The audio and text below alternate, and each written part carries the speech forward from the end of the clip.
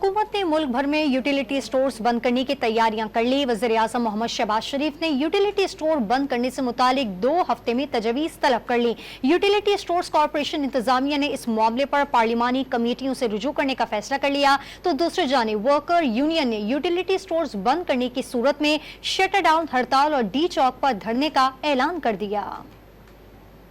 हुकूमत ने utility stores बंद करने का फैसला कर लिया। वजीर आजम शहबाज शरीफ ने यूटिलिटी स्टोर्स कॉरपोरेशन बंद करने से मुतालिक 2 हफ्ते में तजावीज़ तलब कर ली। हिदायत की कि यूटिलिटी स्टोर्स पर सब्सिडी के बजाय गरीब आवाम को कैश रिलीफ की तजावीज़ तैयार की जाएं। यूटिलिटी स्टोर पर 50 अरब की सब्सिडी भी बंद है। सेक्रेटरी सनअत व पैदावार ने कायमा कमेटी बराए सनअत व पैदावार में मुल्क में यूटिलिटी स्टोर्स बंद करने के फैसले की तस्दीक कर दी। इजलास में मौक़िफ़ इख्तियार किया कि हुकूमत गैर जरूरी कारोबार से बाहर निकलना चाहती है। यूटिलिटी स्टोर्स पर रिलीफ देने से मुकाबले की फिजा खत्म हो जाती है। आगाह किया कि यूटिलिटी स्टोर्स मुलाजमीन को दूसरे इदारों में भेजने के लिए काम जारी है। दूसरी जानिब यूटिलिटी स्टोर्स वर्कर यूनियन ने यूटिलिटी स्टोर्स कॉरपोरेशन बंद करने की सूरत में शटर डाउन हड़ताल और डी चौक पर धरने का ऐलान कर दिया। तंबीह की कि फैसला वापस न लिया गया तो 26 अगस्त से डी चौक पर धरना देंगे। तौर पर ये फैसला किया है कि पीर वाले दिन से यूटिलिटी स्टोर के पूरे मुल्क के तमाम मुलाजमीन हेड ऑफिस पहुँच जाएं। इसके बाद यहाँ से हम डी चौक जाएंगे और जब तक हमारे मसाइल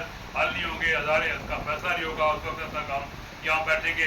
5 साल से चलने वाला ये इदारा एक जुम्बिश कलम हम बंद नहीं होने देंगे और हम किसी डेली वेजेस, किसी कॉन्ट्रैक्ट, किसी रेगुलर मुलाजिम को भी नहीं निकालने देंगे और न ही ये इदारा बंद करने देंगे। यूटिलिटी स्टोर्स इंतजामिया ने आगाह किया कि स्टोर्स बंद होने की खबर के बाद 11,000 से जायद मुलाजमीन में तशवीश पाई जाती है। 6,000 मुस्तकिल जबकि दीगर मुलाजमीन कॉन्ट्रैक्ट और डेली वेजेस पर हैं।